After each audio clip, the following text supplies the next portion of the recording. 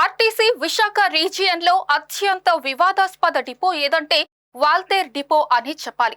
ఇక్కడ తరచూ వివాదాలు జరగడం ఉన్నతాధికారులకు పెద్ద తలనొప్పిగా మారిందని ఆందోళన వ్యక్తమవుతుంది. ఇక గత నెల రిపబ్లిక్ డే సాక్షిగా వివాదం జరగడం హాట్ టాపిక్ గా మారింది.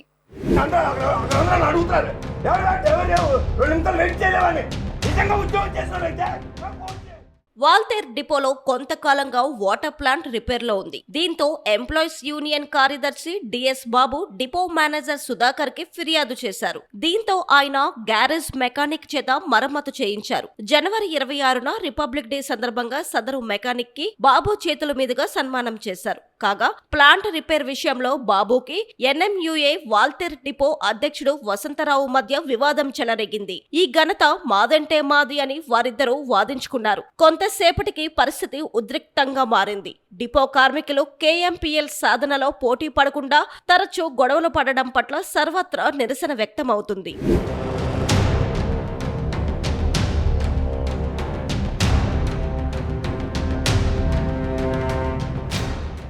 వాస్తవానికి సెక్యూరిటీ సిబ్బంది డిపోలో గొడవ జరిగినప్పుడు ఫోటోలు, వీడియోలు తీయకపోవడం తీవ్ర దుమారం రేపుతోంది. ఎన్ఎంయుఏ కార్మికులను రక్షించడానికే కావాలనే ఫోటోలు తీయలేదని ఎంప్లాయీస్ అసోసియేషన్ వాదన. ఈ గొడవ జరిగినప్పుడు డిపో మేనేజర్ పక్కనే ఉన్నారు. 2 యూనియన్ల సభ్యులు depot manager, RTC RM, vigilance విభాగం అధికారులకు ఫిర్యాదు చేశారు. ఫిర్యాదు చేసి 15 రోజులయ్యింది కానీ ఇప్పటి వరకు చర్యలు మాత్రం శూన్యం. జనవరి 27వ తేదీన డిఎస్ బాబు అధికారులకు ఫిర్యాదు చేసినా కనీసం పట్టించుకోలేదని ఆందోళన వ్యక్తమవుతుంది. కాగా తమ యూనియన్ రాష్ట్ర కార్యదర్శి శ్రీనివాసరావుని బాబు దూషించారని ఎన్ఎంయుఏ యూనియన్ ఆరోపిస్తుంది.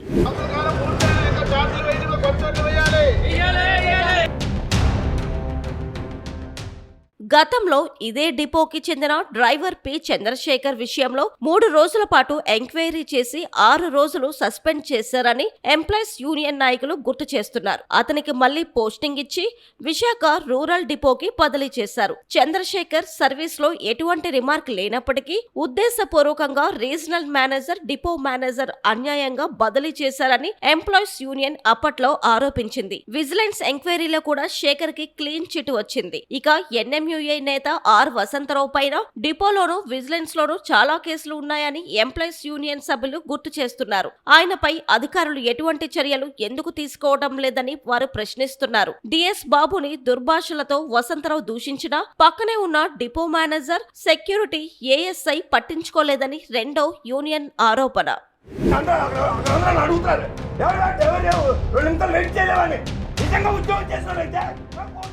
విశాఖ ఆర్టీసీ రీజియన్ పరిధిలో అత్యంత వివాదాస్పద డిపో ఏదంటే మన వాల్తేరు డిపో అని చెప్పొచ్చు. ఈ డిపోలో తరచుగా యాజమాన్యం, కార్మిక అసోసియేషన్ల మధ్య తరచూ వివాదాలు జరగడం తీవ్ర దుమారు రేపుతోంది. ప్రభుత్వంలో ఆర్టీసీ విలీనం అయిపోయినా సరే ఇటు యాజమాన్యం, అటు కార్మికుల మధ్య ఇప్పటికీ సఖ్యత లేకపోవడం, తరచూ చీటికి మాటికి ఏదో ఒక గొడవలు అనేవి మీడియాకి ఎక్కడం జరుగుతోంది. దీన్ని యాజమాన్యం తీవ్రంగా పరిగణిస్తోంది. ఈ నేపథ్యంలో ఈ నెల 26 జరిగిన రిపబ్లిక్ డే కూడా ప్రశాంతంగా జరుపుకోలేని పరిస్థితి ఎక్కువైంది. సాక్షాత్తు రిపబ్లిక్ డే సాక్షిగా ఆర్టీసీలో గుర్తింపు పొందిన ఎన్ఎంయు, అలాగే ఎంప్లాయీస్ యూనియన్ కార్మికులు ఒకరినొకరు దూషించుకోవడమే కాకుండా ఒక ఎంప్లాయీస్ యూనియన్ కార్మికుడు ఒకరు ఎన్ఎంయు రాష్ట్ర స్థాయి నాయకుడైన శ్రీనివాసరావుని అసభ్య పద్యాలతో దూషించారని ఎన్ఎంయు ఆరోపిస్తుంది.